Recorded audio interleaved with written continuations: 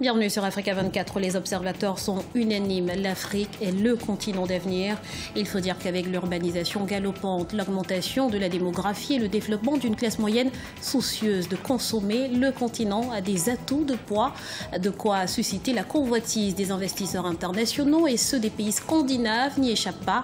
En effet, l'intérêt est tel qu'une plateforme leur est désormais dédiée. Il s'agit de Scandinafrica, lancée en 2015 par la Bissau-Guinéenne Madeleine Taylor-Mendy. Bienvenue sur ce plateau. Merci. Alors dites-nous concrètement, c'est quoi Scandinafrica? Alors comme vous l'avez déjà énoncé, c'est une plateforme de networking qui permet de mettre en relation en fait des acteurs scandinaves avec ceux de l'Afrique de l'Ouest et centrale pour commencer, parce que si vous voulez la francophone, je maîtrise mieux que les pays anglophones. Et donc c'était pour vraiment créer un lien avec vraiment des relations commerciales inédites jusqu'à présent, puisque nous le savons, les Scandinaves n'étaient pas, du moins de ce qu'on connaît, acteurs lors de la colonisation et du coup on ne les retrouve pas spécialement aujourd'hui dans les pays, dans cette partie du moins de l'Afrique de l'Ouest et centrale francophone. Alors justement, quels sont les secteurs qui intéressent les opérateurs économiques scandinaves? Alors déjà, premièrement, les Scandinaves, ils ont une avancée très technologique, enfin au niveau des technologies, de la fintech, tout ce qui concerne la finance, donc des technologies, également des énergies renouvelables. Ils ont une très très belle expertise en matière d'énergie renouvelable puisqu'ils sont très conscients en fait des normes environnementales, un peu plus que d'autres, je dirais. Et puis essentiellement tout ce qui concerne l'agribusiness, donc la transformation des produits agricoles.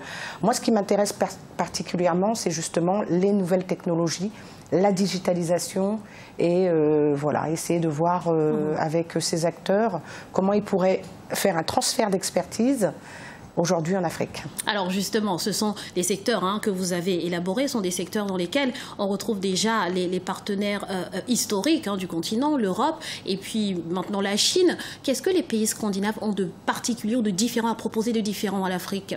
Bon, bah déjà, je pense que par rapport aux Chinois, au niveau de la qualité, je pense que déjà il y a une large différence. Vous savez, les pays scandinaves, ils sont réputés pour être les plus prospères, des pays vraiment assis sur la charte anticorruption.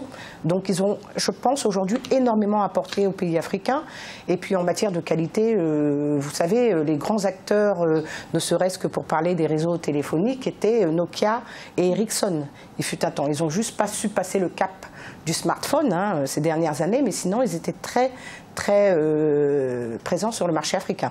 Donc aujourd'hui, ce qu'on souhaiterait apporter justement, c'est cette nouvelle vague avec des acteurs un peu plus soucieux du win-win, du business win-win, c'est-à-dire qu'ils apportent leur expertise en contre-échange en fait d'un partenariat local, pour lequel je l'espère mettre en place incessamment sous peu.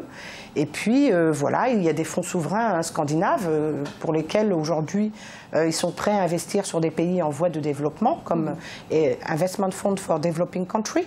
C'est un fonds d'investissement danois qui nous a déjà accompagnés sur 2 projets, qui ont déjà financé à peu près un demi-million.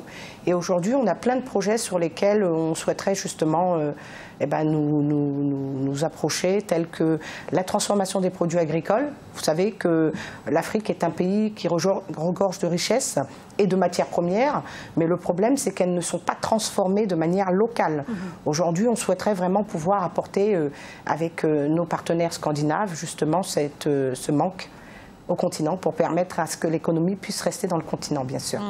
Et comment est-ce que s'organise la mise en relation entre les opérateurs économiques scandinaves et africains à travers Scandinafrica? Est-ce que vous organisez des colloques, des forums pour justement faciliter la rencontre entre ces 2 parties?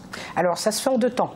Premier temps, puisque nous sommes à l'ère des réseaux sociaux, ils se rencontrent d'abord online sur ma plateforme. Donc, c'est une plateforme dédiée avec un accès privé.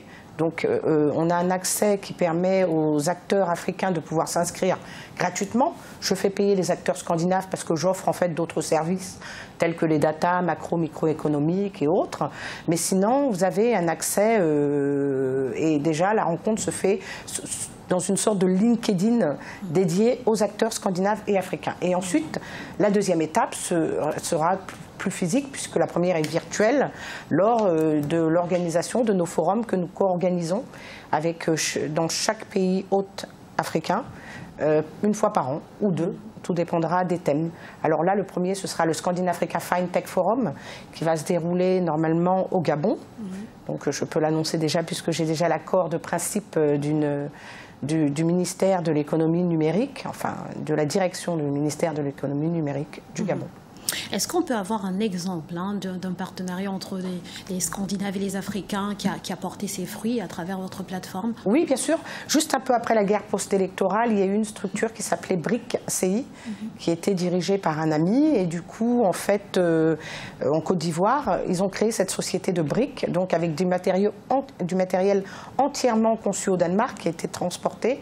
Et ils ont créé des briques quand même assez homologuées aujourd'hui. Et ce sont les briques qui permettent aujourd'hui de construire sur le plateau d'Abidjan, par exemple. Et donc là, le fonds d'investissement scandinave, il a investi un demi-million à cette occasion.